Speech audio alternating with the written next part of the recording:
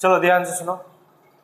पिछले क्लासेस में हम बात किए थे इमल्सिफिकेशन के बारे में, यानी लीवर से हम लोग बात शुरू किए थे। लीवर से निकलता है बाइल जूस। बाइल जूस जो है ये पैंक्रियाटिक डक्ट, हेपेटिक डक्ट के कॉमन बाइल डक्ट के थ्रू नीचे आता है और यहाँ पे गॉल ब्लैडर, लीवर से जो बाइल जूस निकलता है वो स्टोर होता है गॉल ब्लैडर में, कंसंट्रेट होता है गॉल ब्लैडर में। गॉल ब्लैडर से जो है वो कॉमन बाइल डक्ट के थ्रू आ जाता है ड्यूडेनम में पैंक्रियाटिक डक्ट होते हुए।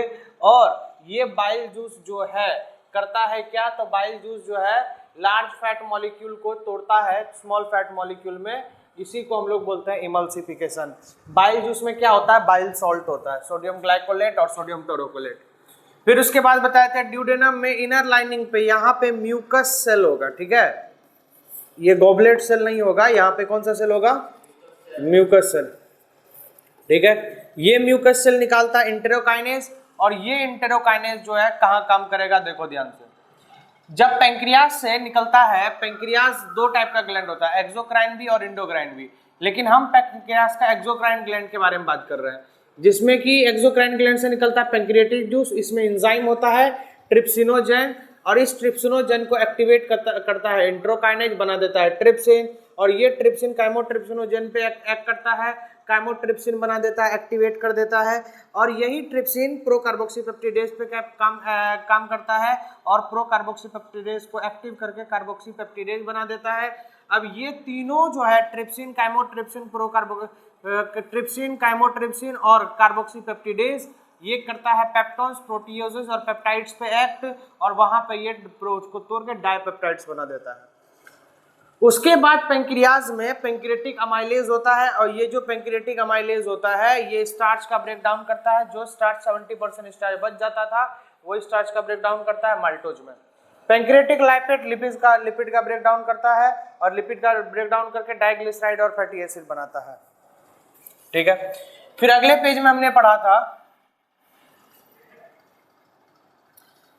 कि जो ड्यूडेनम में विलाई होते हैं, विलाई के बीच में यहाँ पे गैप जो होता है जिसको क्रिप्ट ऑफ लिबरक्विन बोलते हैं, इससे निकलता है सक्कस सिंटेरिकस। ये सक्कस सिंटेरिकस डाइपेप्टाइड्स जो कि दो एमिनो एसिड का पेयर होता है, दो एमिनो एसिड से जुड़ा होता है, इसको तोड़ता है, इस पे एक्ट करता है सक्कस सिंटेरिकस, और इसको तोड़ देता है एमिनो एसिड में। फिर डाइसैकेराइड को भी तोड़ता है, जैसे माल्टोज, सुक्रोज, लैक्टोज, इन पे काम करता है लैक्टेज, सुक्रेज पे काम करता है सुक्रेज, लैक्टोज पे काम करता है लैक्टेज, माल्टोज पे काम करता है माल्टेज। इस तरीके से सारे मोनोमर्स के फॉर्म में आ जाते हैं, एब्जॉर्बेबल फॉर्म में आ जाते हैं। उसके बाद ये क्या होता है, जाके विलाई में एब्जॉर्ब होता है। तो ये रहा विलाई।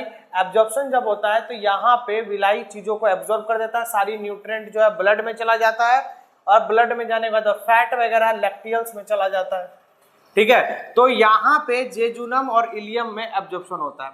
अगला टॉपिक है स्मॉल इंटेस्टाइन। हाँ सर,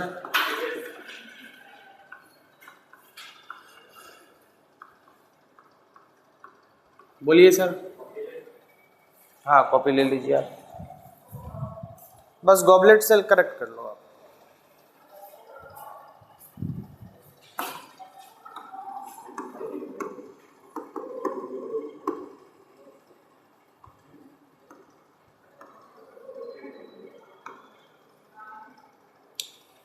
स्मॉल इंटेस्टाइन जो होता है, ध्यान से समझो, सुनो रे, ये हो गया स्मॉल इंटेस्टाइन।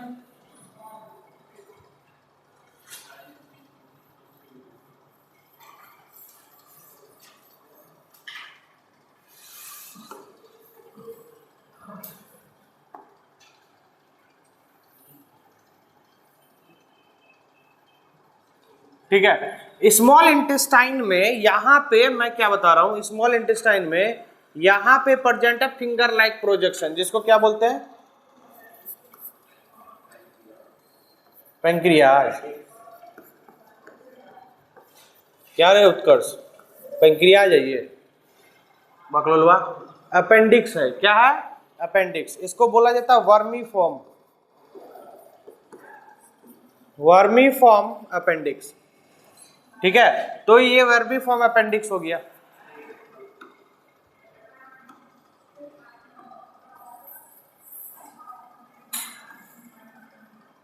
Vermiform appendix. अब यहाँ पे क्या है कि अब जब यहाँ पे ध्यान से सुना, यहाँ पे जेजुनम और इलियम, इलियम जब यहाँ पे आता है, ये मान लो स्मॉल इंटेस्टाइन है और ये इलियम है, इधर गया तो जेजुनम था इधर, तो ये जो इलियम वाला पार्ट है, ये इलियम वाला जो पार्ट है, इस इलियम वाले पार्ट पे यहाँ पे एक वाल्व होता है, इलियम और लार्ज इंटेस्टाइन के बीच में यहाँ पे एक स्पिंटर वाल्व होता है, जिस वाल्व का नाम है इलियोसिकल वाल्व। क्या है? Ileocaecal valve. ये जो इलियोसिकल वाल्व होता है, ये इलियोसिकल वाल्व ये बैक फ्लो को डाइजेस्टेड फूड, यानी जो फूड डाइजेस्ट हो चुका, यहाँ पे मान लो फूड है, ये फूड डाइजेस्ट हो चुका, अब ये फूड जब इधर से जाएगा और यहाँ आ जाएगा, ठीक है, यहाँ आ जाएगा, तो जब ये सीकम में आ जाएगा, लार्ज इंटेस्टाइन में आएगा, तो ये इलियोसिकल वाल्व इस अनडाइजेस्टेड फूड को उधर जाने नहीं देगा, इलियम में जाने नहीं देगा। तो यहाँ पे इलियम क्या करता है? प्रिवेंट करता है, prevent undigested food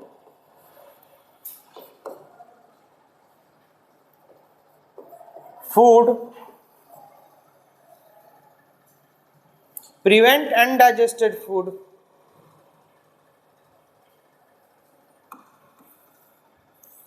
prevent backflow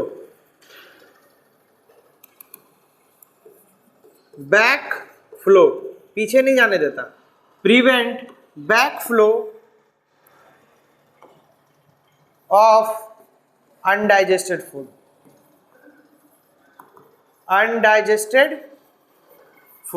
ये अनडाइजेस्टेड फूड बात नहीं करेगा, ये अकेला बैठा देंगे सबको। अनडाइजेस्टेड फूड को ये बैक फ्लो होने नहीं देगा। एक बार अगर यहाँ अनडाइजेस्टेड फूड आ गया तो यहाँ से वापस पीछे नहीं जाएगा। तो यहाँ पे एक वाल्व है जो कि तुम्हारे बुक में लिखा हुआ है, इलियोसिकल वाल्व, ठीक है, अशांत में शायद लिखा हुआ है। तो यहाँ पे अब क्या होगा कि जैसे ही अनडाइजेस्टेड फूड यहाँ जमा होने लगेगा, अब यहाँ पे क्या चीज होगा? तो अनडाइजेस्टेड फूड जो होगा, अब यहाँ पे एब्जॉर्प्शन होगा, यहाँ पे ये चीजें जो है एब्जॉर्प्शन होगी। तो यहाँ किसका एब्जॉर्प्शन होगा? बोलो, एब्जॉर्प्शन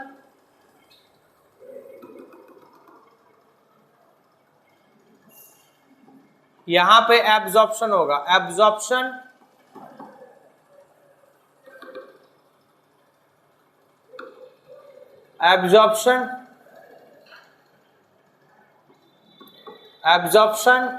ऑफ वाटर। वाटर का एब्जॉर्प्शन लार्ज इंटेस्टाइन में होता है बस।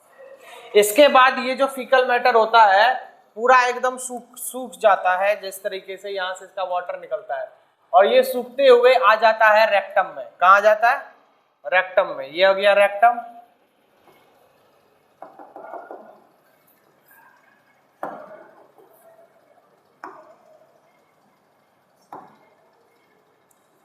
ये हो गया रेक्टम। रेक्टम में ये आके यहाँ पे इस तरीके से स्टोर हो जाता है। जब ये रेक्टम में स्ट्रेच होता है, स्टोरेज फुल हो जाता है, तो यहां से न्यूरल सिग्नल जाता है किसके पास? ब्रेन के पास। और ब्रेन सिग्नल देता है कि स्टोरेज क्या हो गया? फुल हो गया। अब स्टोरेज फुल हो गया तो जाओ इसको खाली करो। फिर आप अपने सहूलियत अनुसार इसको खाली कर देते हो, ठीक है। तो इस तरीके से पॉटी जो है अनडाइजेस्टेड फूड बाहर निकल जाता है। इसी चीज को हम लोग बोलते हैं क्या? Ingestion, egestion. बात आई समझ में? फीकल मैटर का बॉडी से बाहर आ जाना इजेशन कहलाता है, और इसी के साथ ह्यूमन डाइजेशन समाप्त होता है, ठीक है। जल्दी से इसको छापो, जल्दी छापो, जल्दी से इसको छापो। नया टॉपिक स्टार्ट करेंगे, ब्रीदिंग।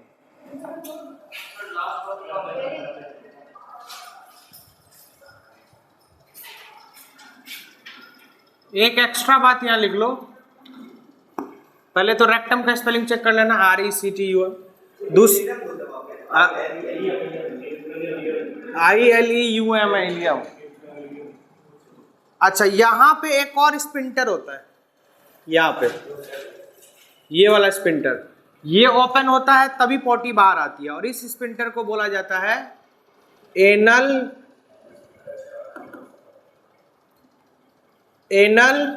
स्पिंटर।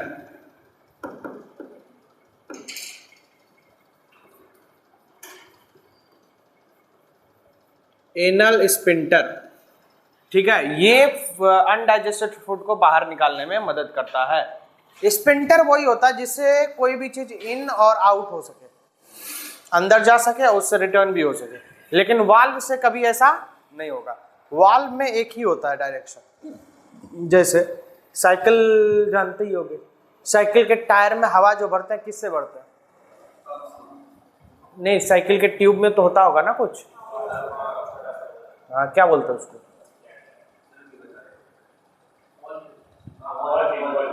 बॉलपिन।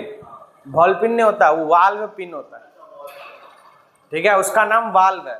साइकिल बनाने वाला जो है वो तो पढ़ा लिखा होता नहीं है, इसलिए वो वाल्व को बॉलपिन पढ़ता है, ठीक है, और उसको सुन सुन के सब वही पढ़ता है बॉलपिन, लेकिन एग्जैक्टली वो वाल्व पिन होता है।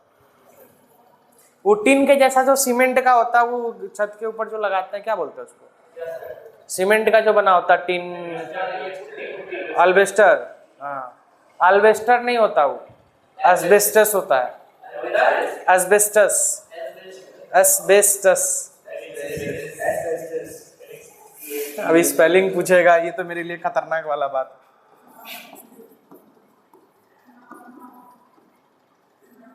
एस्बेस्टस, ठीक है, अल्बेस्टर बोलता है, बताओ। घोर। चलो अगला टॉपिक है रिस्पायरेशन, और अगला टॉपिक के लिए हम नया पेज लेंगे, ठीक है, इसको सेव कर लेंगे। हाँ, ये स्मॉल इंटेस्टाइन है, लार्ज इंटेस्टाइन है रे, स्मॉल इंटेस्टाइन लिखे हैं। अरे रे, ये तो घोर अपराध है, ये तो घोर अपराध है, ये लार्ज इंटेस्टाइन होगा, तो लोग पहले ध्यान नहीं दिया।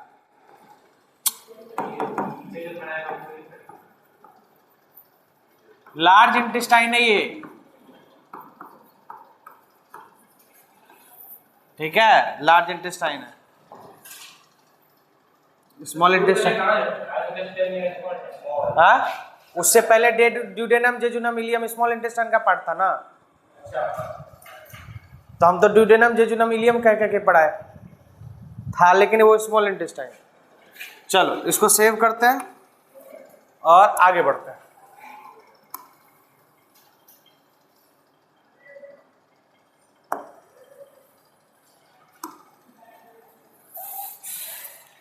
ओए स्टैंड हटा। अब हम लोग का जो टॉपिक है वो है रिस्पायरेशन। क्या है बोलना?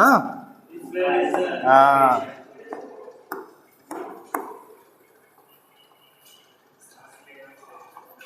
रिस्पायरेशन। अब अभी जो पढ़ा है उसी का यूज देखो कैसे है। अभी जो तुम क्या किए, रिस्पायरेशन देखो, समझना कितना आसान। रिस्पायरेशन एक ही, जैसे मान लो स्मॉल इंटेस्टाइन में एब्जॉर्ब हुआ था ना फूड मैटर। अरे बोलवे नहीं करेगा। ये जो स्मॉल इंटेस्टाइन में फूड एब्जॉर्ब हुआ था, ये जो स्मॉल इंटेस्टाइन में फूड एब्जॉर्ब हुआ था, तो यहां से जो है स्मॉल इंटेस्टाइन में ग्लूकोज चला गया था ब्लड में। बोल रहे? ये जो ब्लड वेसल्स है, इस ब्लड वेसल्स में ये ग्लूकोज स्टेन हटाएगी कि नहीं हटाएगी? ये ग्लूकोज एब्जॉर्ब हो गया था, एमिनो एसिड एब्जॉर्ब हो गया, ठीक है, बहुत सारी चीजें यहाँ पे एब्जॉर्ब हुई, फैट वगैरह जो भी चीजें था वो सब यहाँ पे ब्लड में आ गया, ठीक है। एमिनो एसिड जो हो गया, हाँ, ये एब्जॉर्ब विलाई में जो आया था, विलाई में एब्जॉर्ब हुआ था, तो विलाई में एब्जॉर्ब हुआ था, तो ये सारा चीज कहाँ आ गया? ब्लड में। अब ये ब्लड जो है चला जाएगा कहाँ? तो अब ये ब्लड चला जाएगा, बोलो, डीऑक्सीजनेटेड। विलाई में कैपिलरी में एक्सचेंज हुआ था, तो कैपिलरी में एक्सचेंज हुआ तो डीऑक्सीजनेटेड ब्लड में गया।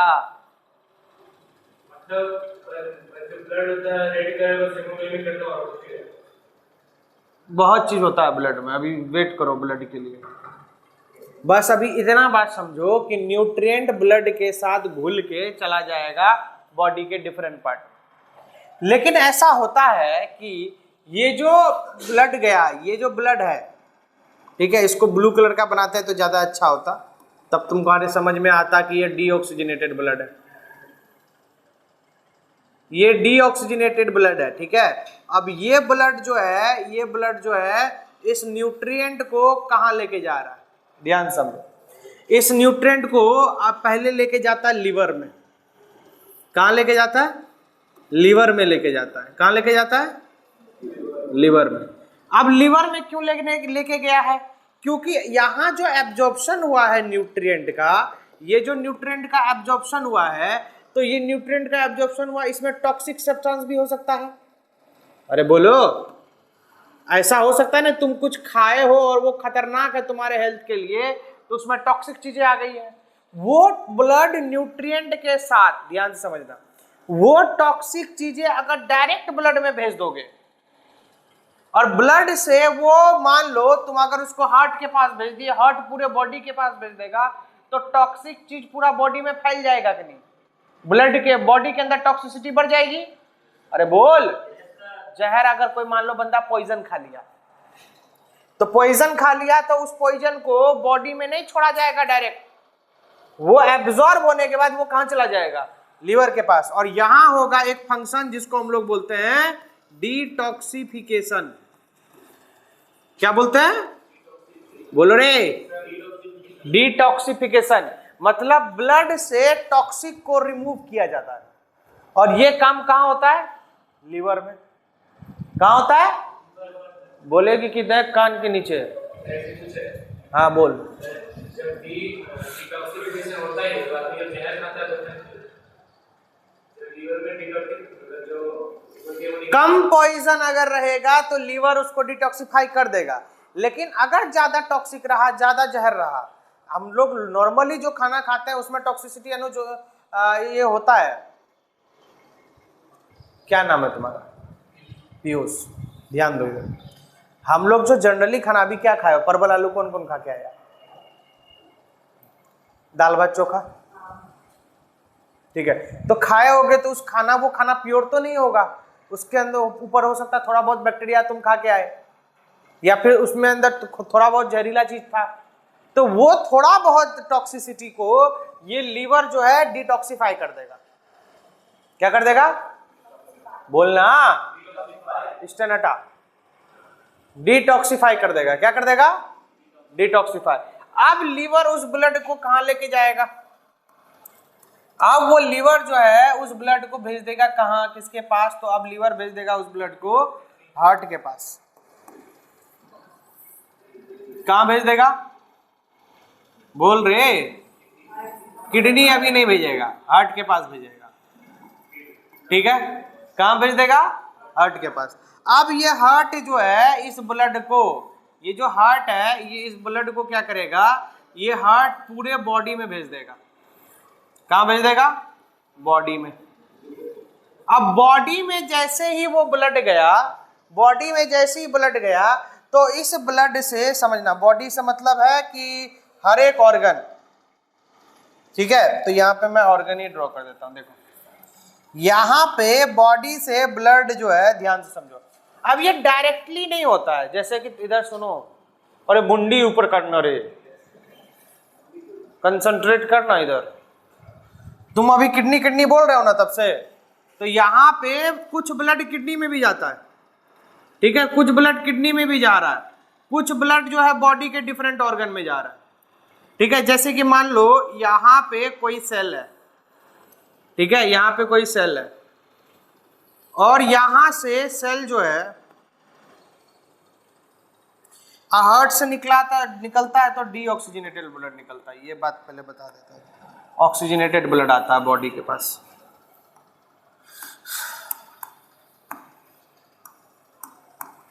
यहां से जो ब्लड गया है, ये ब्लड, इसमें से कुछ ब्लड जो है वो किडनी उडनी के पास चला जाएगा फिल्टर होने के लिए, अगर वेस्ट वगैरह है तो। कुछ ब्लड जो है ये चला जाएगा कहाँ, तो बॉडी के पास चला जाएगा। ठीक है, अब बॉडी में कैसे जा रहा है, तो यहां पे बॉडी में क्या हो रहा है, मान लो ये बॉडी का कोई सेल है,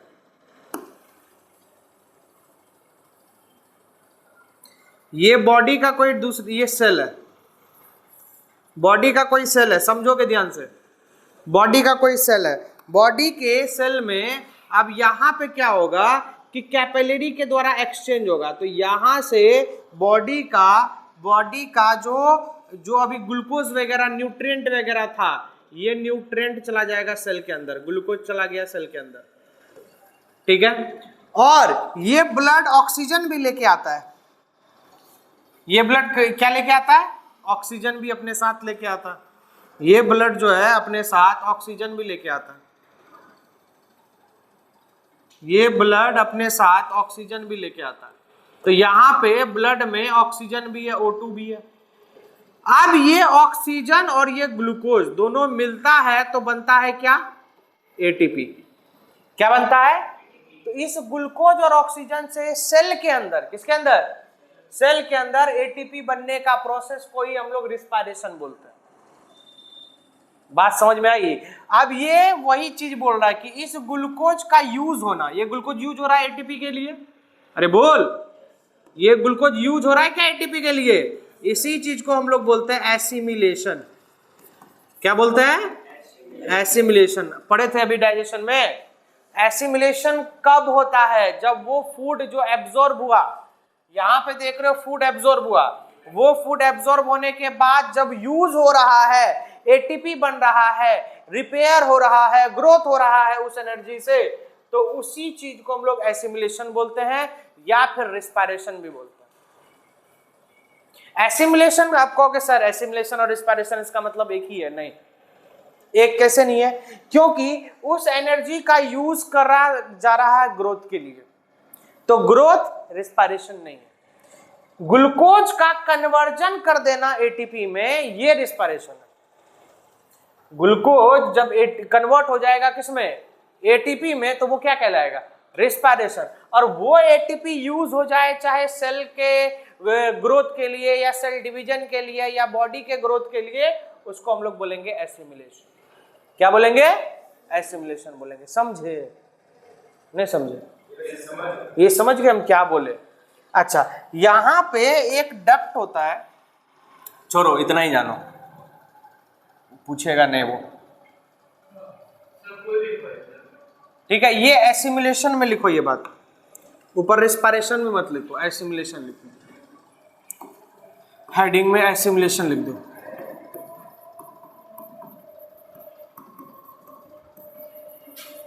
ठीक है, एसिमिलेशन लिख दो,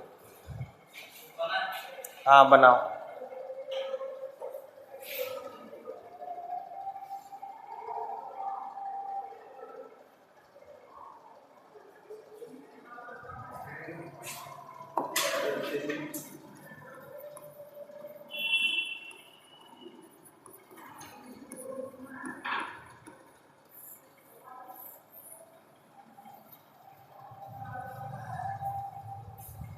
जल्दी करो इसको।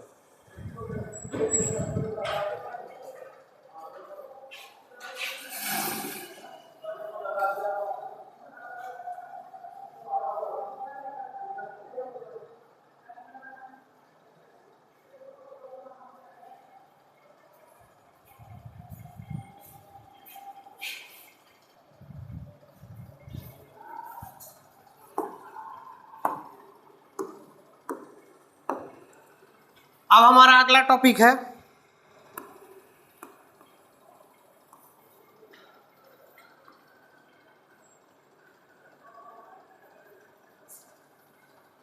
रिस्पायरेशन।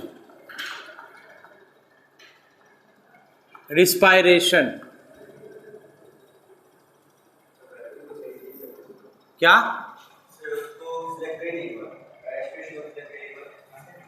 रिस्पायरेशन क्या नहीं हुआ,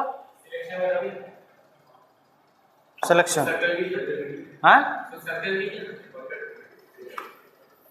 हाँ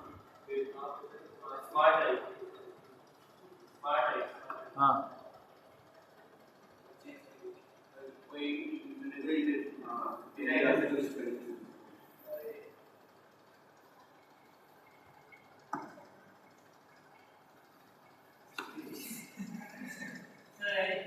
आर कहाँ चला गया मेरा?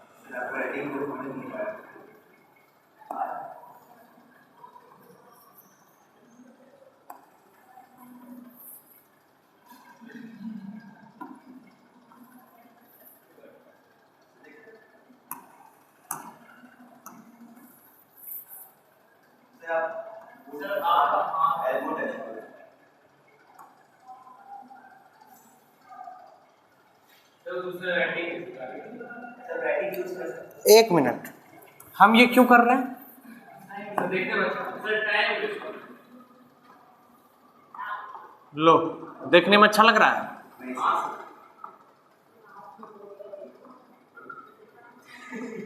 रेस्पायरेशन, इस पे ध्यान मत दे, टॉपिक पे ध्यान दे जहां से सवाल पूछेगा, गधा कहेगा। चलो, यहां पे बात हो रही है रेस्पायरेशन के बारे में। तो रेस्पायरेशन जो होगा, रेस्पायरेशन क्या होता है? रेस्पायरेशन होता है ऑक्सीडेशन ऑफ फूड। क्या होता है? बोलो। ऑक्सीडेशन ऑफ, ऑक्सीडेशन से ज्यादा अच्छा बोलना होगा partially oxidation of food. Partially oxidation, partially oxidation of food. ठीक है, पार्शियली ऑक्सीडेशन ऑफ फूड। अब सवाल ये है कि ऑक्सीडेशन का मतलब किसको पता नहीं है?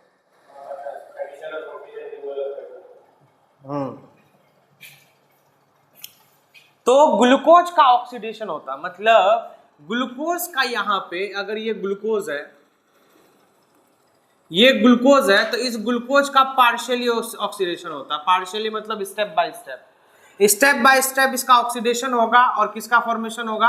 एटीपी का। तो इसी प्रोसेस को हम लोग क्या बोलते हैं? रेस्पायरेशन। क्या बोलते हैं? बोलो रे।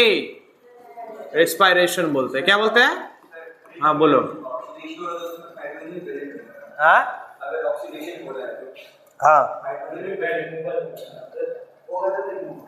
ये ले रे बकलवा सब। यहां मान लो कोई केमिकल है, इससे निकल जाए हाइड्रोजन, क्या निकल जाए?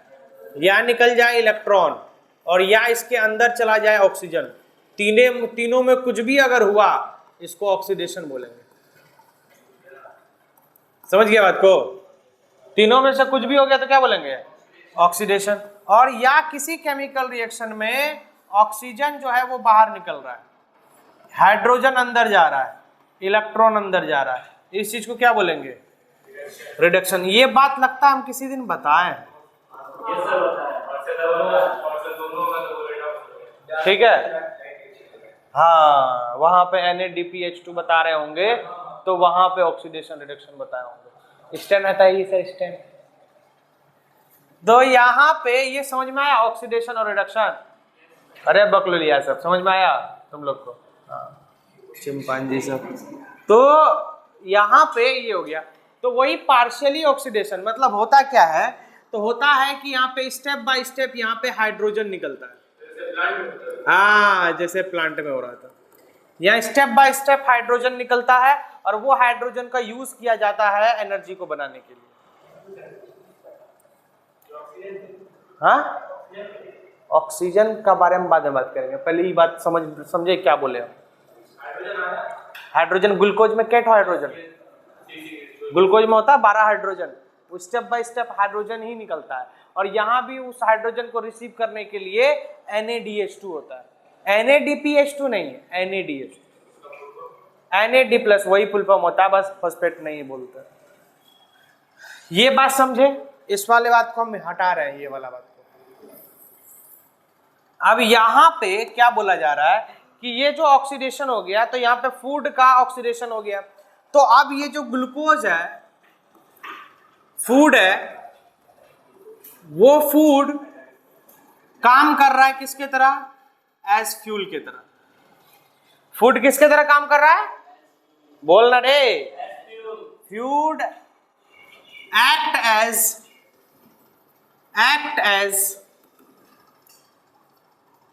एज फ्यूल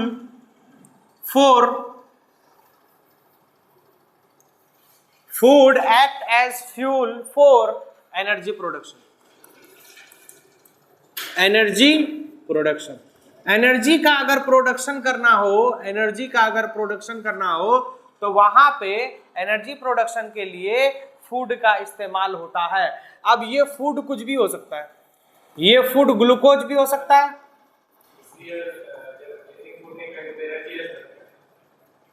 हाँ ले क्या बोले, जिस दिन तुम फास्टिंग में हो उस दिन एनर्जी ले सकता है, नहीं ऐसा नहीं है, तुम्हारे बॉडी में स्टोर फूड रहता है ग्लाइकोजन, याद है हम किसी दिन बोले हैं, जब ग्लूकोज स्टोर होता है और इंसुलिन ये काम करता है। पेंक्रियाज पढ़ा रहे थे, 1% इंडोक्राइन ग्लैंड था पेंक्रियाज, और 2 हार्मोन बना रहा था, इंसुलिन और ग्लूकागोन। इंसुलिन उस ग्लूकोज को स्टोर करता है, जैसे तुम अभी खाए, अभी तुमको नीड कितनी थी खाने की, मान लेते हैं 100 ग्राम चावल की नीड है तुम्हारी, लेकिन तुम कितना खाए, आधा केजी। आधा केजी हंसने वाली बात नहीं, अभी ले जाएंगे कहेंगे चलो बिरयानी खिलाते हैं, तो आधा केजी बिरयानी खा लेगा आराम से, तो आधा केजी तुम खा लिए, तो अब वहां पे आधा केजी यूज कितना है, 100 ग्राम, 400 ग्राम ज्यादा हुआ, तो 400 ग्राम का फूड का स्टोर किया जाएगा ग्लाइकोजन के फॉर्म में। बात समझे, तो हमारा बॉडी जमा करता है, और जमा होते होते जब ग्लाइकोजन भी बहुत सारा हो गया उसके बाद उसको फैट में कन्वर्ट कर देता है। तो तुम्हारे बॉडी में फैट नहीं है क्या, है क्या, तुम्हारे बॉडी में ग्लाइकोजन नहीं है क्या, है, तो तुम नहीं भी खाओगे तो आराम से वो ग्लाइकोजन टूट के एनर्जी दे देगा, समझे, हाँ हाँ। तो ग्लूकोज, फ्रुक्टोज या एमिनो एसिड या प्रोटीन या फैट, यहां पे फूड में कुछ भी हो सकता है, बात समझे। लेकिन सेल जो है वो कौन सा फूड को ज्यादा पसंद करता है, सेल सबसे ज्यादा पसंद करता है किसको, ग्लूकोज को, ठीक है। और लेकिन ऐसा नहीं है कि सेल बाकी चीजों से फूड एटीपी नहीं बना सकता, बाकी चीजों से भी एटीपी बना सकता है। बात आई समझ में, अरे बोल। The process of releasing energy from food is called respiration. ये एक डेफिनेशन हुआ, partially oxidation of food to form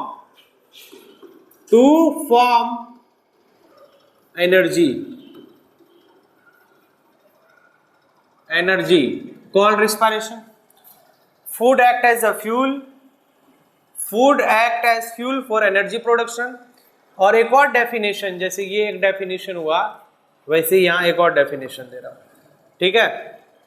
क्या था definition, the process of releasing energy, the process of releasing energy, the process of releasing energy from food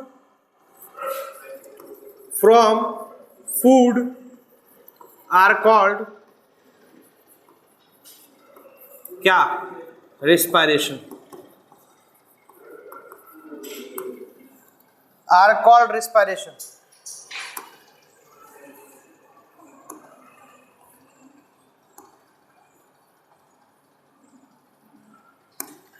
ये बात आई समझ में, अरे बोल। चल और आगे बात करते हैं। तो अब हम लोग बात करेंगे टाइप्स ऑफ रिस्पायरेशन, इतना को पहले लिखो जल्दी से।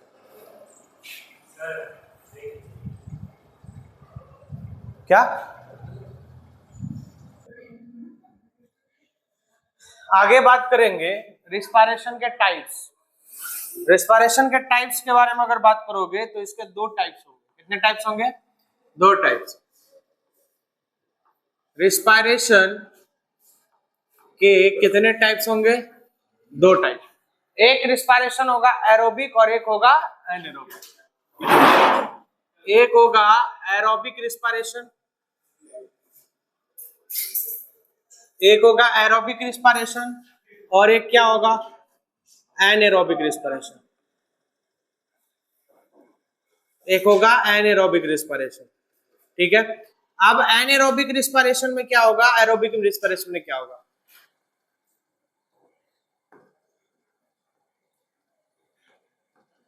देखो, ऐसा रिस्पिरेशन जो ऑक्सीजन के प्रेजेंस में हो, ऐसा रिस्पिरेशन जो ऑक्सीजन के प्रेजेंस में हो, प्रेजेंस ऑफ ऑक्सीजन, ये अगर ऑक्सीजन के प्रेजेंस में अगर होगा रिस्पिरेशन, ऐसे रिस्पिरेशन को क्या बोलेंगे? Aerobic respiration. क्या बोलेंगे? Aerobic respiration. और अगर रिस्पिरेशन ऑक्सीजन के एब्सेंस में हो, अगर रिस्पिरेशन ऑक्सीजन के एब्सेंस में हो, तो यहां पे एब्सेंस ऑफ ऑक्सीजन, ऑक्सीजन के एब्सेंस में अगर रिस्पिरेशन होगा, इसको हम लोग एनारोबिक रिस्पिरेशन बोलेंगे। क्या बोलेंगे? Anaerobic respiration. तो रिस्पिरेशन कितने टाइप का हो गया? दो टाइप का। कौन कौन सा? एरोबिक रिस्पिरेशन और anaerobic respiration. Aerobic respiration and anaerobic respiration. Clear है? बोलो। चलो, अब एरोबिक रिस्पिरेशन किसको बोलेंगे? बोलो, एरोबिक रिस्पिरेशन किसको बोलेंगे? एरोबिक रिस्पिरेशन हम लोग बोलेंगे जो ऑक्सीजन के प्रेजेंस में हो रहा है। ठीक है, अब पहले दोनों बात को समझ लेते हैं, उसके बाद दोनों का डिफरेंस बिटवीन लिखेंगे। पहले समझ लेते हैं, तब डिफरेंस लिखना जो होगा वो आसान हो जाएगा। ठीक है, तो समझो। जैसे मान लेते हैं यहां कोई सेल है, ये एक सेल है। ठीक है, इस सेल के अंदर यहां होता क्या है कि जैसे ही इस सेल के अंदर कोई ग्लूकोज आता है, सेल के अंदर अगर यहां पे सेल के अंदर कोई ग्लूकोज है, सेल के अंदर अगर यहां ग्लूकोज है,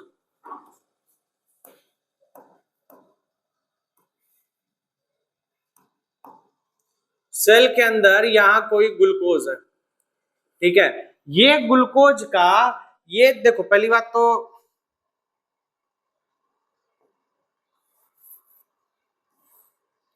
ये सेल है, सेल है तो सेल के अंदर लिक्विड पार्ट, ये क्या है? साइटोप्लाज्म। क्या है? साइटोप्लाज्म। ठीक है, अब ये साइटोप्लाज्म है तो सेल के अंदर यहां पे एनर्जी बनाने के लिए, एटीपी बनाने के लिए प्रेजेंट होता है एक ऑर्गेनेली, जिसको हम लोग बोलते हैं क्या? माइटोकॉन्ड्रिया। क्या बोलते हैं? माइटोकॉन्ड्रिया। क्या बोलते हैं इसको? माइटोकॉन्ड्रिया। इसका दूसरा नाम कोई बता सकता है? Power house of the cell. ये हो गया माइटोकॉन्ड्रिया, जिसको हम लोग बोलते हैं power house. Power house, power house of cell, power house of cell. ठीक है, ये माइटोकॉन्ड्रिया हो गया, पावर हाउस ऑफ सेल। अब यहां बाहर हो गया साइटोप्लाज्म, ये हो गया माइटोकॉन्ड्रिया। माइटोकॉन्ड्रिया के अंदर जो लिक्विड होता है, माइटोकॉन्ड्रिया के अंदर जो लिक्विड होता है, माइटोकॉन्ड्रिया के अंदर जो लिक्विड होता है, माइटोकॉन्ड्रिया के अंदर जो लिक्विड होता है, इस लिक्विड को हम लोग यहाँ पे, ये जो माइटोकॉन्ड्रिया के अंदर लिक्विड होता है, इस लिक्विड को हम लोग बोलते हैं क्या? बोलो, इस लिक्विड को हम लोग बोलते हैं मैट्रिक्स। क्या बोलते हैं? मैट्रिक्स। माइटोकॉन्ड्रिया के अंदर का लिक्विड को क्या बोलते हैं? मैट्रिक्स बोलते हैं। माइटोकॉन्ड्रिया में पलक वहां से उठ जाता है, यहाँ बैठो। हाँ, फर्स्ट में ठीक है, सेकंड में बैठो। अब इधर पीछे मत पलटना। माइटोकॉन्ड्रिया का बीच में मैट्रिक्स होता है। माइटोकॉन्ड्रिया के पास दो लेयर होते हैं, एक हो गया आउटर लेयर, इसको हम लोग बोलेंगे आउटर मेम्ब्रेन। दो मेम्ब्रेन होता है, आउटर मेम्ब्रेन, आउटर मेम्ब्रेन। ठीक है, और अंदर वाला हो गया यहाँ पे इनर मेम्ब्रेन।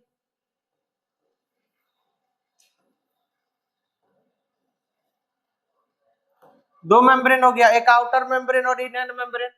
अब जब ध्यान से सुनो, अब इसी सेल के अंदर रिस्पिरेशन होता है, सभी सेल के अंदर रिस्पिरेशन होता है।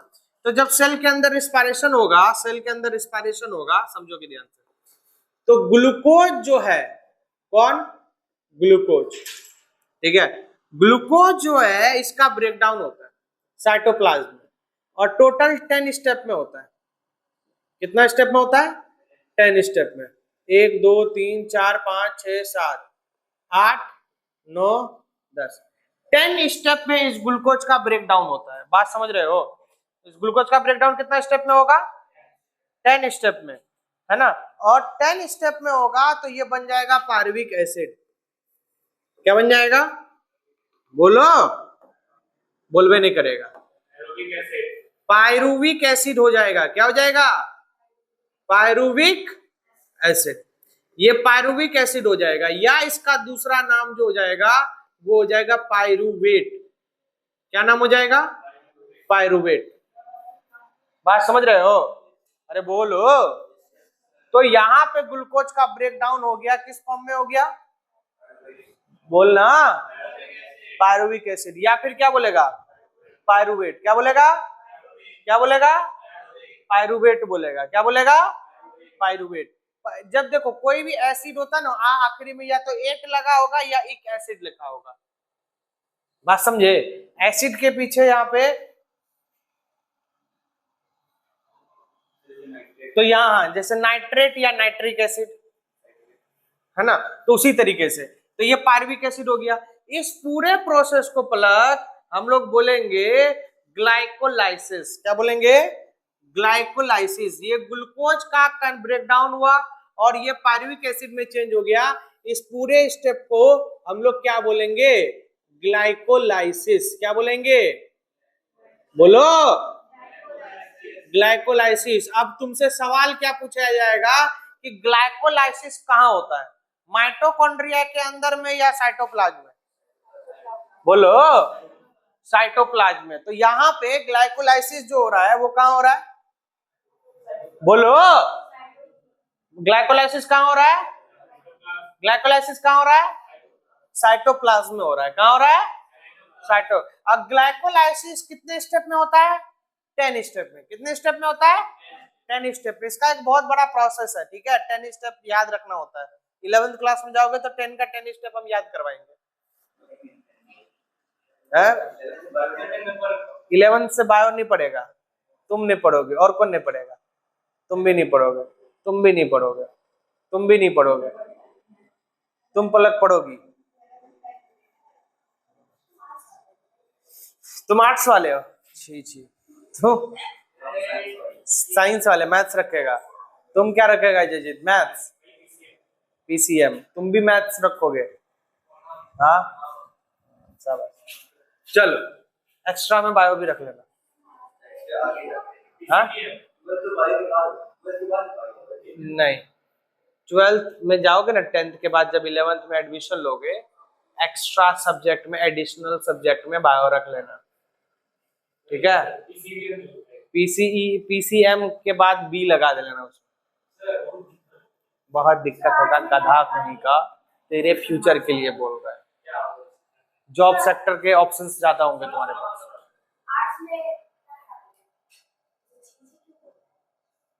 नहीं, कोई खराबी नहीं, क्योंकि वो मेरा स्ट्रीम बिल्कुल नहीं है, इसीलिए।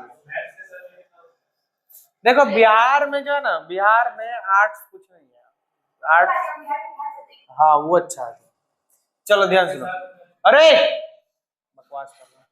यहाँ पे ग्लाइकोलाइसिस जो हो गया, क्या होगा? Partially break down of glucose into pyruvic acid are called glycolysis. बात समझे? ब्रेक डाउन ऑफ ग्लूकोज या conversion of glucose into pyruvic acid in the cytoplasm are called glycolysis. Conversion of glucose into pyruvate या pyruvic acid. अरे यार, अच्छा बोल, या breakdown बोलो या कन्वर्जन बोलो, ठीक है। कन्वर्जन ज्यादा अच्छा है। Conversion of glucose into pyruvic acid in the cytoplasm are called glycolysis. ठीक है, यहाँ पे ग्लाइकोलाइसिस हम उसको बोलेंगे ग्लूकोज का ब्रेकडाउन हो और वो साइटोप्लाज्म में हो, पायरुविक एसिड में कन्वर्ट हो जाए, उसी को हम लोग बोलेंगे ग्लाइकोलाइसिस। ठीक है, आगे बढ़ते हैं।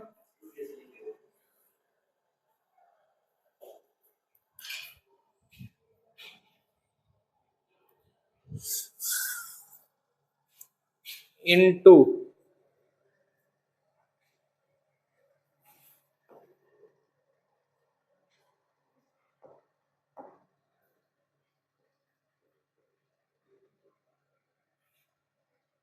हो गया।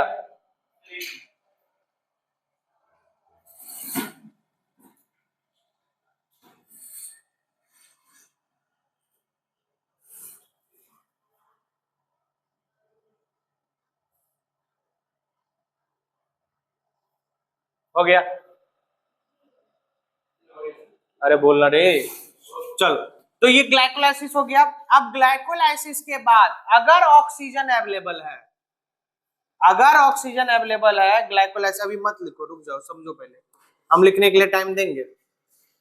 हम बोले कि अगर यहाँ पे बोला कि ये पायरुविक एसिड देख रहे हो, ये पायरुविक एसिड अगर ऑक्सीजन प्रेजेंट है, क्या प्रेजेंट है, ऑक्सीजन प्रेजेंट है, तब ये माइटोकॉन्ड्रिया के अंदर चला जाएगा और तब हो जाएगा एरोबिक रिस्पायरेशन। क्या हो जाएगा, एरोबिक रिस्पायरेशन। और अगर ऑक्सीजन अब्सेंट है, ऑक्सीजन क्या है, अब्सेंट है, तो यह चला जाएगा एनारोबिक रिस्पायरेशन।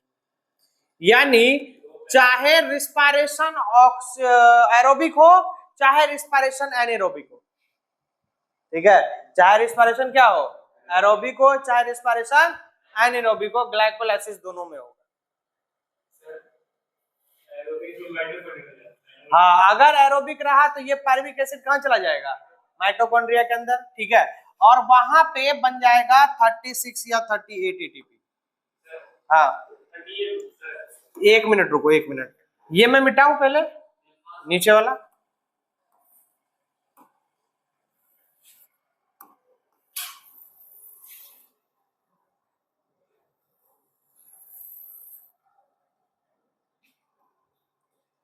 अब यहां पे क्या समझना है, ध्यान से समझोगे। सेल का साइज थोड़ा सा बड़ा कर रहे हैं अपने जरूरत के हिसाब से।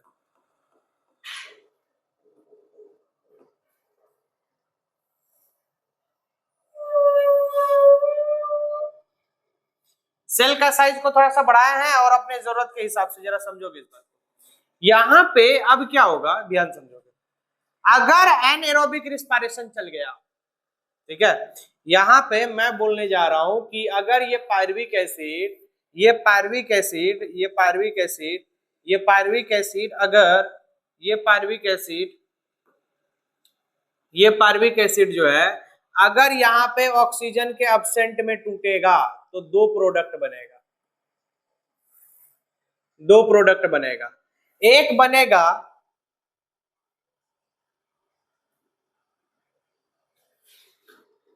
ये पायरुविक एसिड अगर ऑक्सीजन के एब्सेंस में टूटेगा तो अगर सेल कौन है, अगर सेल किसका है, तो अगर सेल यहाँ पे मान लो मसल सेल है, कौन सा सेल है, मसल सेल, यानी ह्यूमन बॉडी का मसल सेल। ये अगर मसल सेल है तब क्या होगा, मसल्स में होगा क्या कि ये पायरुविक एसिड 2 एटीपी बना के देगा। क्या बना के देगा, 2 एटीपी, और साथ में 2 CO2 रिलीज करेगा। क्या रिलीज करेगा, 2 CO2 रिलीज करेगा। ठीक है, और साथ में यहां पे देगा 2 लैक्टिक एसिड। क्या बना के देगा, लैक्टिक एसिड। क्या बना के देगा, लैक्टिक एसिड। कब, जब ये काम, ये एनारोबिक रिस्पायरेशन कहां हो गया, मसल्स के अंदर। कहां हो गया, मसल्स के अंदर। लेकिन अगर यही एनारोबिक रिस्पायरेशन कहां हो, ईस्ट के अंदर हो, कहां हो, बोलो, ईस्ट के अंदर हो, तो ईस्ट के अंदर होगा तब यहां क्या क्या होगा, तो 2 एटीपी, 2 एटीपी यहां भी आएगा, प्लस दो इथाइल अल्कोहल, इथाइल अल्कोहल, ठीक है, इथाइल अल्कोहल। अब इसी चीज को यहां पे बोलते हैं फर्मेंटेशन। क्या बोलते हैं? फर्मेंटेशन। क्या बोलते हैं? फर्मेंटेशन। अब मुझे ये बताओ कि दोनों ही एनारोबिक रिस्पिरेशन है या नहीं है? बोलो, दोनों चीज जो है ऑक्सीजन के एब्सेंस में हुआ या नहीं? बोलो, दोनों चीज ऑक्सीजन के एब्सेंस में हुआ है, एब्सेंस में हुआ है। अगर ये एनारोबिक रिस्पिरेशन मसल्स में चल जाएगा तो क्या क्या बनेगा? 2 एटीपी, 2 CO2 और 2 लैक्टिक एसिड। और अगर यही ईस्ट के अंदर होगा तो क्या बनेगा? 2 एटीपी और 2 इथाइल अल्कोहल। बात समझ में आई? एक मिनट, एक गड़बड़ हुआ है। कुछ गड़बड़ ये हुआ है कि 2 CO2 जो है वो इधर नहीं निकलेगा, ये एटीपी है प्लस 2 लैक्टिक एसिड। लिखे नहीं थे कोई? 2 लैक्टिक एसिड, गड़बड़ हो गया यहाँ पे, 2 लैक्टिक एसिड हो जाएगा, ठीक है, लैक्टिक एसिड, ठीक है। और यहाँ पे इथाइल अल्कोहल है ना, उसके साथ में लगेगा 2 CO2, ठीक है, क्योंकि इथाइल अल्कोहल का फॉर्मूला जो होता है C2H5OH होता है, C2 यानी 2 कार्बन, और ये लैक्टिक एसिड 3 कार्बन का होता है। तो एक कार्बन कहीं ना कहीं निकला होगा तो कार्बन डाइऑक्साइड के फॉर्म में निकलता है। समझे बात को? ये इतना सा चीज जो है ये एनारोबिक रिस्पिरेशन है। क्या है ये? Anaerobic respiration. हम तुमको बाउंड्री दिखा देते हैं कहां से कहां। ये पूरा स्टेप जो है इतना सा, ये एनारोबिक रिस्पिरेशन है। कैसा रिस्पिरेशन है? एनारोबिक। कैसा रिस्पिरेशन है? एनारोबिक। कैसा रिस्पिरेशन है?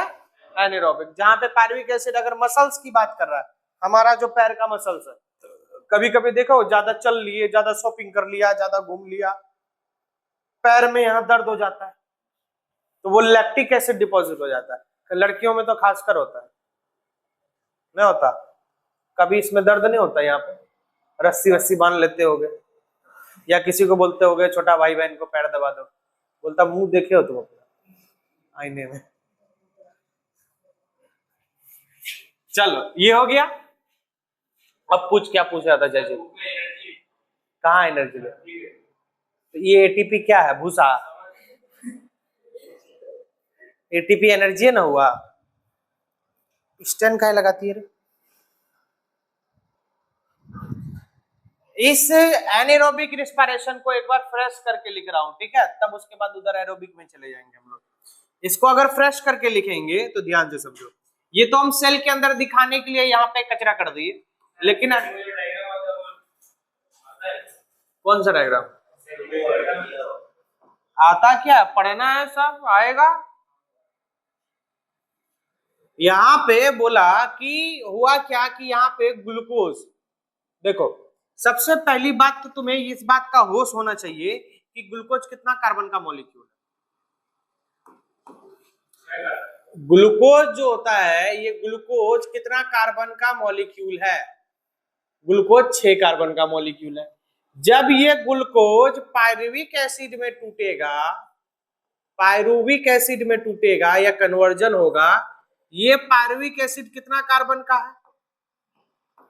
ये 6 कार्बन का है। ये कितना कार्बन का है? 3 कार्बन का। हा? जो एटीपी निकला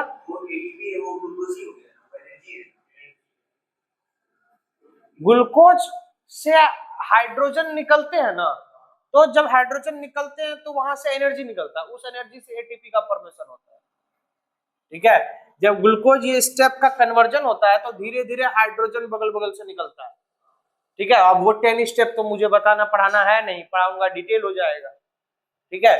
तो वो जो स्टेप बाय स्टेप हाइड्रोजन निकलते हैं तो वहां पे उस हाइड्रोजन से एटीपी का फॉर्मेशन होने लगता है, ठीक है। उसको स्टोर किया जाएगा, जाएगा माइटोकॉन्ड्रिया के अंदर, वहां एटीपी का प्रोडक्शन होगा।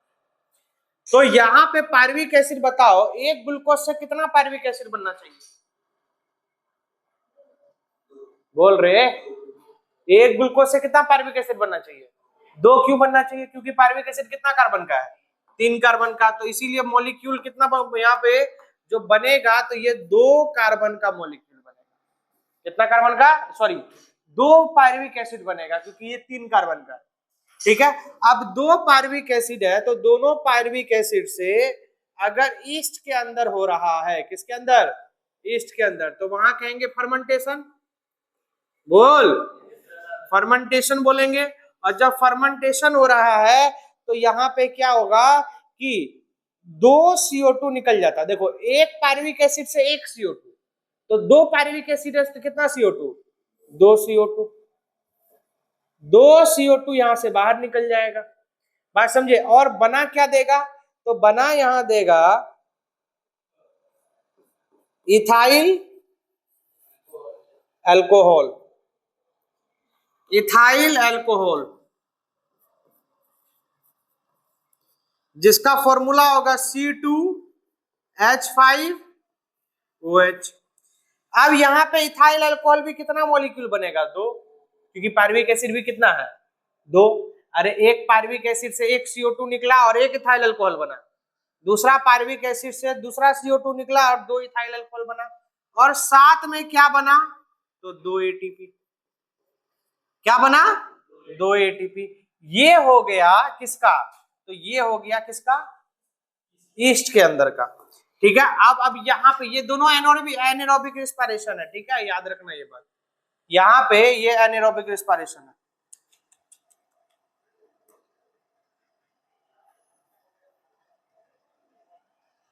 बहुत बड़ी भूल हो गई हमसे, मिस्टेक हो गई, गलती। चलो ठीक है, तो अब क्या होगा? यहाँ पे सेम वही कंडीशन, लेकिन अब यहाँ पे ईस्ट हटा रहे हैं और इथाइल अल्कोहल हटा रहे हैं। देखो, अगर तुम बात करोगे किसमें? मसल्स के बारे में। किसके बारे में? मसल्स के बारे में। अगर तुम मसल्स के बारे में बात करोगे तो मसल्स के बारे में यहां से बात करेंगे। कहां पे? यहां पे। यहां पे अगर तुम मसल्स के बारे में बात करते हो, मसल्स के बारे में बात कर रहे हो, तो यहां जो ब्रेक डाउन होगा, तो यहां CO2 नहीं निकल रहा, यहां 2 पायरुविक एसिड से 2 लैक्टिक एसिड का फॉर्मेशन हो जाएगा। किसका फॉर्मेशन हो जाएगा? लैक्टिक एसिड का। लैक्टिक एसिड का फॉर्मेशन हो जाएगा, और वो भी 2।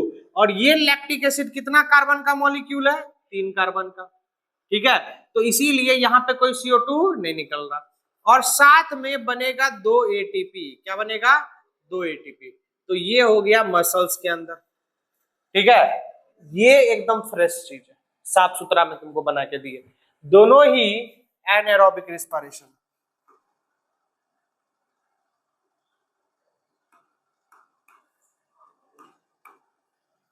दोनों ही एनारोबिक रिस्पायरेशन है।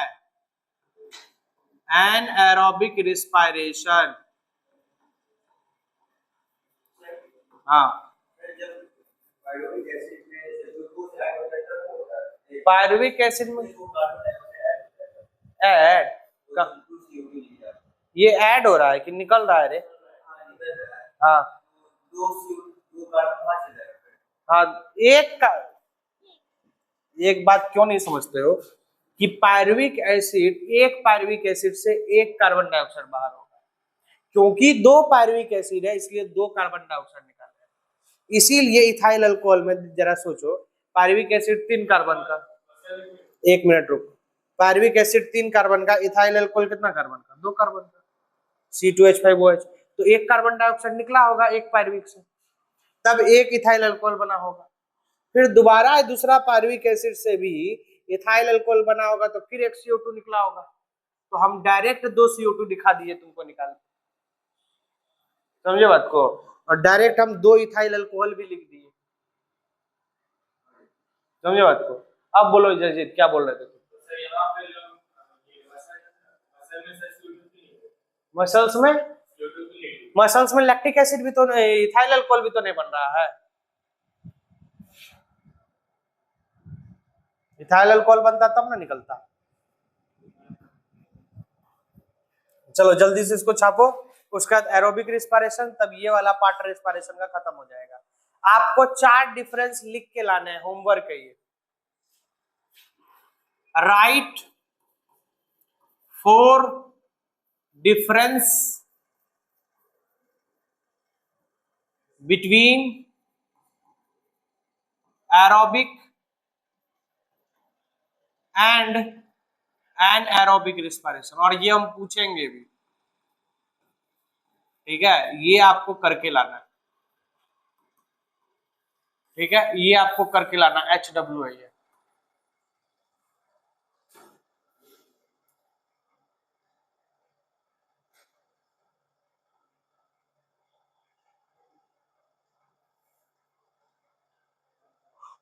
लिख लो ऊपर में कॉपी करने, तो भूलेगा मार खाएगा।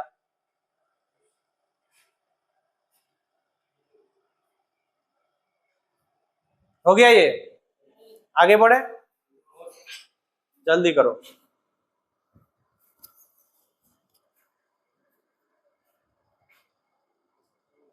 आज लाइट बंद नहीं किया पीछे वाला रे।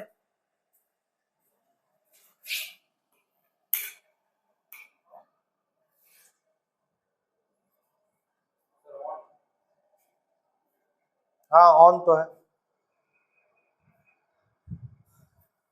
आगे बढ़े, जल्दी करो। चलो आगे बात करते हैं, चलो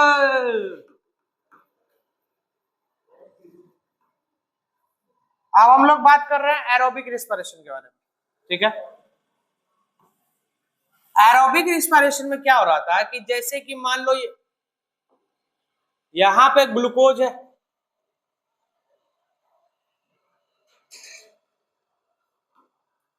यहां पे ग्लूकोज मॉलिक्यूल है, ठीक है, ये ग्लूकोज मॉलिक्यूल कन्वर्ट होता है किसमें, पायरुविक एसिड में, पायरुविक एसिड में। अभी तो प्रेजेंट में कुछ पता नहीं चल रहा है क्या है, प्रेजेंट में तो दो इतना सा चीज सब में होता है, ठीक है। ये 2 मॉलिक्यूल बना, 2 पायरुविक एसिड, 3 कार्बन का मॉलिक्यूल होता है, ठीक है। अब इसको मिल गया यहां पे ऑक्सीजन, क्या मिल गया, ऑक्सीजन मिल गया, यहां पे इसको मिल गया ऑक्सीजन। ऑक्सीजन मिलने की वजह से ये चला गया कहां, तो ये चला गया माइटोकॉन्ड्रिया के अंदर। कहां चला गया, माइटोकॉन्ड्रिया के अंदर। अब माइटोकॉन्ड्रिया के अंदर जैसे जाएगा तो ध्यान समझोगे, माइटोकॉन्ड्रिया के अंदर ये पायरुविक एसिड जाएगा तो यहां ये बन जाता है एसिटाइल कोएंजाइम ए। ये बात नहीं होगा शायद तुम्हारे बुक में, एसिटाइल कोएंजाइम ए माइटोकॉन्ड्रिया में कहां आया है, तो माइटोकॉन्ड्रिया के मैट्रिक्स में आया है। कहां आया है, मैट्रिक्स में। अब यहां पे चलता है एक साइकिल, एसिटाइल कोएंजाइम ए एक साइकिल का मेंबर होता है, जिस साइकिल को हम लोग बोलते हैं क्रेब साइकिल। क्या बोलते हैं, क्रेब साइकिल।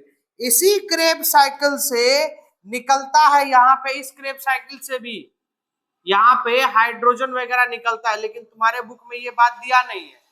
तुम्हारे बुक में ये दिया है कि इसी क्रेब साइकिल के साथ 36 या 38 एटीपी निकलता है, ठीक है, ऐसा बोल रहा है, ठीक है, लेकिन ऐसा होता नहीं है।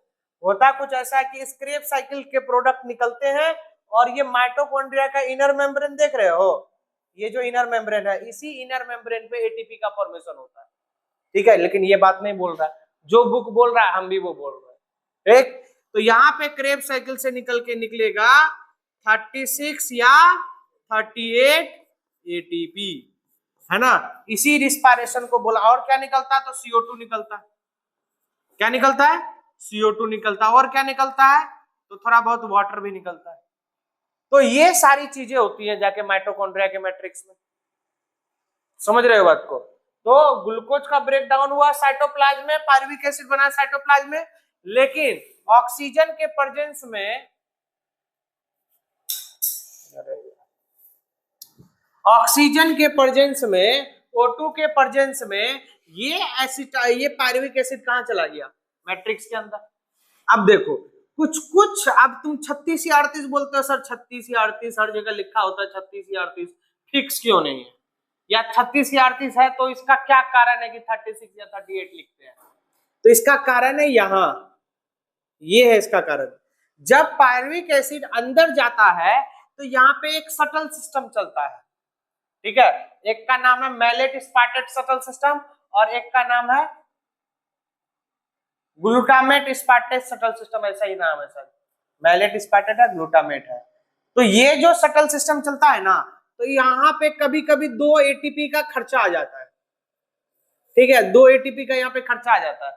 जब 2 एटीपी का खर्चा आ जाता है तो उस टाइम में 36 एटीपी बनता है, और जब यहाँ 2 एटीपी का खर्चा नहीं आता है तब कितना एटीपी बनता है? 38 एटीपी बनता है। तो 36 एटीपी और 38 एटीपी बनने के पीछे कारण यही है। कभी कभी 36 बनता है, अरे बकलवा साहब स्टैंड हटा, तो 36 और 38 एटीपी बनने के पीछे यही कारण है। बात समझे? तो ये था एरोबिक रेस्पिरेशन, खत्म हो गया। एरोबिक भी खत्म, एनारोबिक भी खत्म, है ना, फर्मेंटेशन भी खत्म। अब हम लोग पढ़ेंगे ब्रीदिंग। अगला टॉपिक है रिस्पायरेशन इन प्लांट्स, ठीक है। रिस्पायरेशन, हाँ, ब्रीदिंग इसके बाद है,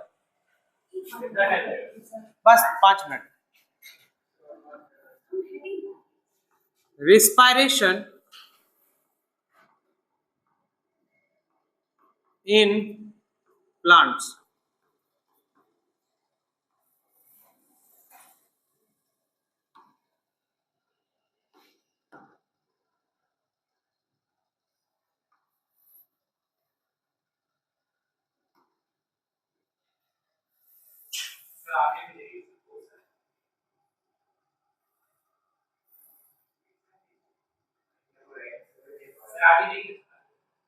अरे आगे और कितना जाए, खत्म तो हो गया,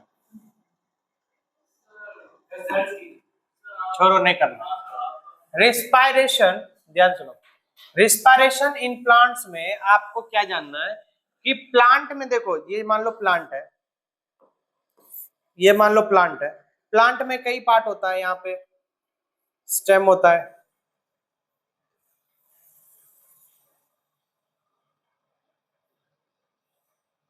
ठीक है। प्लांट में स्टेम होता है, प्लांट में लीफ होता है,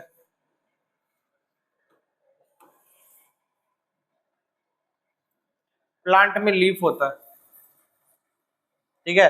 प्लांट्स में रूट्स होते हैं, ये प्लांट में रूट्स होते हैं, ठीक है।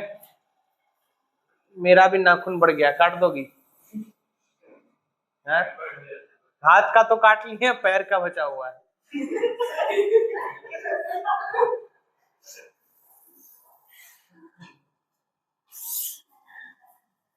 चलो, तो नाखून में बहुत गंदगी होती है, ठीक है। मुंह में जाएगा वो टाइफाइड हो जाएगा, फिर कहोगे सर हमको बुखार लग गया था। तो बुखार जो लगा था वो नाखून खाने की वजह से ही लगा था। चलो, तो अब यहाँ पे होता है क्या? Respiration in plant. प्लांट अपना ब्रीदिंग कैसे करते हैं? तो प्लांट की अगर बात करें तो प्लांट में 3 पार्ट है जिससे ब्रीदिंग होगा। प्लांट में पार्ट जो है वो 3 पार्ट है। पहला पार्ट क्या है? बाय रूट्स,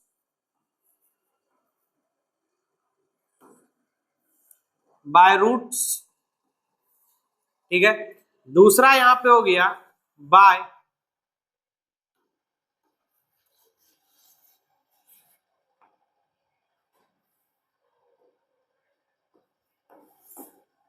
स्टेम, तीसरा हो गया बाय रूट्स, स्टेम, और क्या बचा?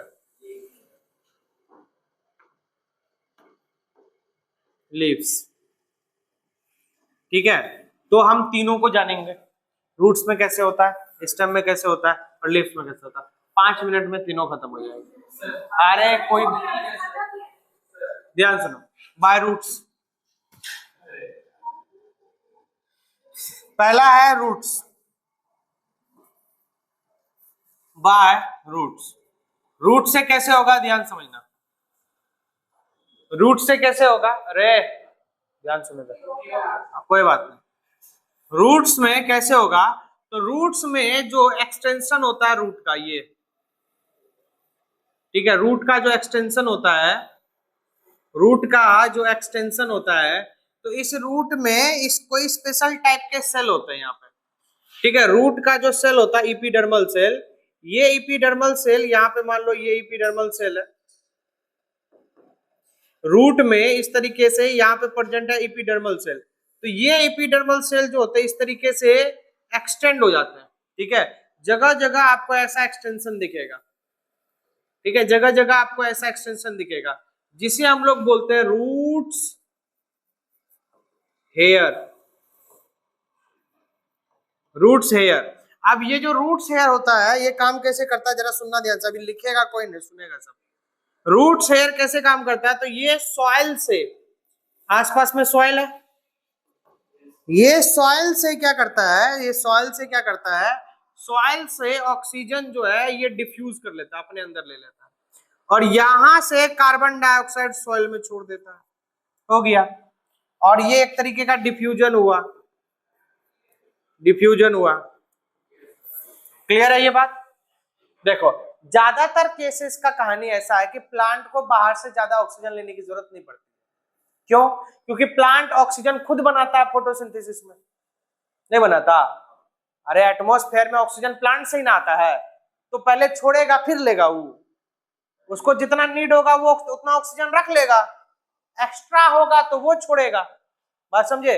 तो उसको ज्यादा जरूरत नहीं पड़ती है बाहर से ऑक्सीजन लेने की, वो अपना ऑक्सीजन खुद ही बचा के रखता है, बात है समझ में। तो ये बाय रूट्स हो गया। आगे बात करते हैं, बाय स्टेम छोटा छोटा है, बिल्कुल छोटा छोटा। अरे 2 मिनट तुम हमको दो बस, ठीक है। By stem, by stem, stem में क्या कहानी है, तो स्टेम जो होता है, पहली बात तो ये जानो कि स्टेम जो होता है, स्टेम में छोटे छोटे पोर्स होते हैं। स्टेम में क्या होता है, बोलो रे, छोटे छोटे पोर्स होते हैं, जिसे हम लोग क्या बोलते हैं, लेंटिसेल्स। क्या बोलते हैं, अब देखो जैसे हर्ब्स होते हैं, छोटे छोटे प्लांट्स होते हैं, जिसका स्टेम ग्रीन होता है, जिसका स्टेम क्या होता है, ग्रीन। जिसका स्टेम ग्रीन होगा और सॉफ्ट स्टेम होगा, उसके स्टेम पे ही स्टोमाटा प्रेजेंट होता है, बात समझे। बाकी नॉर्मल जो वुडी प्लांट है ना, लिख देता हूं, इन वुडी प्लांट,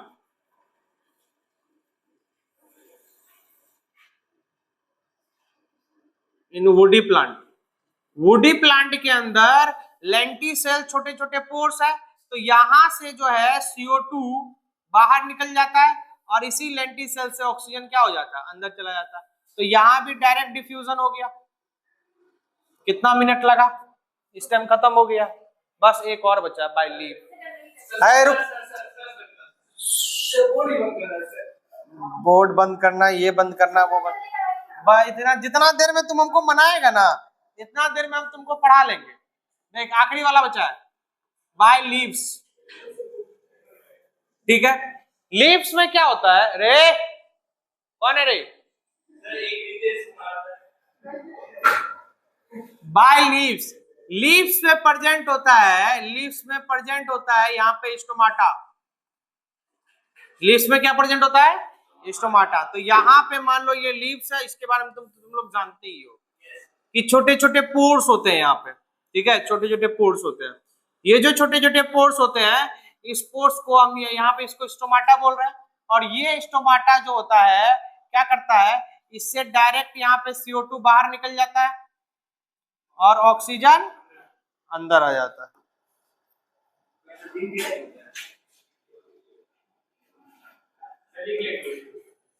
यहाँ पे ऑक्सीजन जो है अंदर आ जाता है, ठीक है। तो इस तरीके से यहाँ पे हो गया कि किस ऑर्गेनिज्म में या किस बॉडी में किस तरीके से रिस्पायरेशन होता है, बात आई समझ में। रूट्स का भी बता दिया, स्टेम का भी बता दिया, और लीव्स का भी बता दिया। क्लियर ना, समझ आया? अरे नहीं आया तो एक बार और बता दें, बंद कर।